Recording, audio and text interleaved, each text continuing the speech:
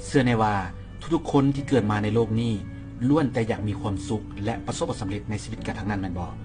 ยากมีเงินหลายๆมีเงินงามๆมีรถหรูๆขี่มีครอบครัวที่ฮักและอบอุ่นใช้ชีวิตในแบบที่ตัวเองต้องการแต่เพื่อนๆฮู้บ่ว่าในความเป็นจริงมีเพียงหน่อยคนเท่านั้นที่จะสมหวังดังที่ตัวเองหวังไว้คันสั้นมันเกิดอย่างขึ้นกับคนส่วนหลายเป็นอย่างเขาเจ้าจึงบ่ประสบสำเร็จสาเหตุย้อนหยังคลิปนี้มีคำตอบถ้าอยากห่างอยากมีและอยากประสบผลสำเร็จในชาตินี้เพื่อนๆจงจื้อเอาไว้ให้ดีๆดนๆกันไปเลยว่า 1. อยากห่างอยากมีอยากประสบผลสำเร็จจงเซาซากับการหาข้ออ้างมาตัวตนเองและผู้อื่น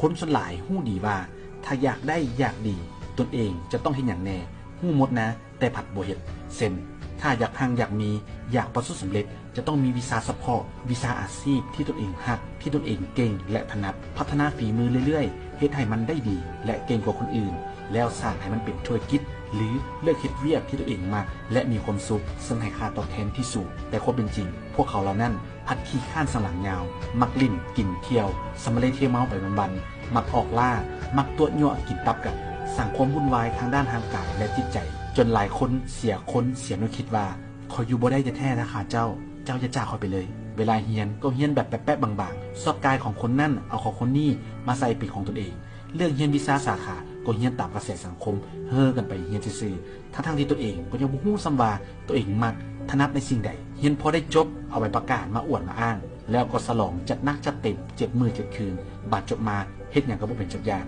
แล้วมาโทษว่าโอ้ยเดี๋ยวนี้จะแม่นซอกหาเวียกยากเนาะเฮาละอุตส่าห์ตั้งใจเรียนจบมาเวียกก็บ่มีเฮ็ดเฮามันคนบ่มีเส้นบ่มีสายเด้เฮาบ่มีเงินจ้างเขาเด้แล้วมาโทษสังคมโทษรัฐบาลไปต่างๆนานาว่าบ่เบิ่งบ่แยงพวกเพิ่นแต่แปลกคนพวกนี้บ่โทษตนเองว่ากระตุกหัวปอดเจ้าของหั่นล่ะโตดีนะจงเชื่อไว้เลยว่าคนเก่งเขาสร้างเวียกสร้างโอกาสด้วยตนเองเพิ่งตนเองกุ้มตนเองเป็นเจ้าของชีวิตและอนาคตของตนเองบ่แม่นไปเป็นกาฟ้าเอื้ออิงคนอื่นอยู่หั่นตลอดชีวิตแล้วดีแต่ไปโทษคนอื่นบ่ยอมแยงแบนเบิ่งตนเองหวังว่าเพื่อนๆคือสิบ่เป็นอย่างนี้เนาะผู้เว้าเชื่อว่าเพื่อนๆเป็นคนตั้งใจแท้ตั้งใจจริง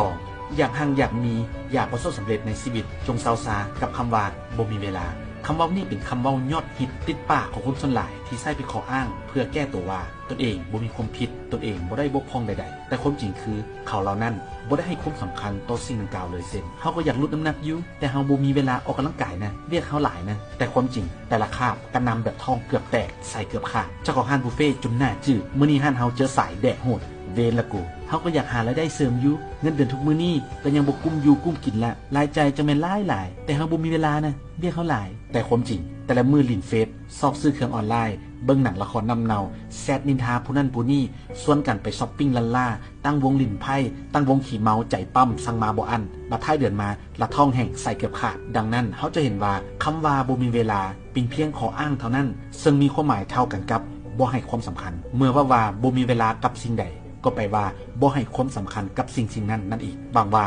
เพื่อนๆคือสิบ่เป็นแนวนี้เนาะผู้เว้าเชื่อว่าเพื่อนๆเป็นคนที่มีเวลาให้ความสำคัญแท้ให้ความสำคัญจริงกับสิ่งที่จะเป็นประโยชน์ให้แก่ตนเอง 3. อยากห่างอยากมี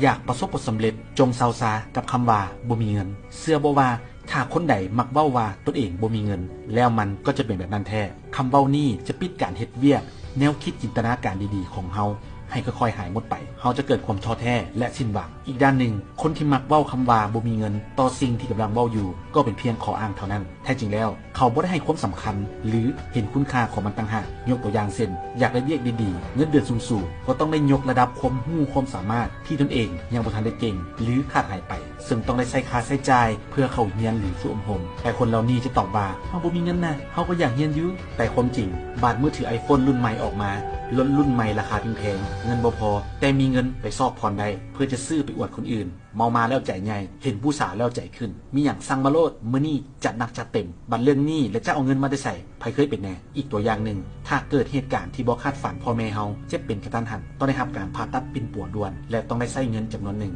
แน่นอนว่าเฮาจะต้องซอกหาทางออกเพื่อหาเงินมาปิ่นปัวเพิ่นให้ได้บ่ทางใดก็ทางหนึ่งเพราะเฮาให้ความสำคัญกับชีวิตของพ่อแม่เฮาเงินคำสามารถหาใหม่ได้ถ้าเฮายังมีลมหายใจดังนั้นเฮาจะเห็นว่าคำว่าบ่มีเงินเป็นเพียงข้ออ้างเท่านั้นซึ่งมีความหมายเท่ากันกับบ่ได้ให้ความสำคัญต่อสิ่งที่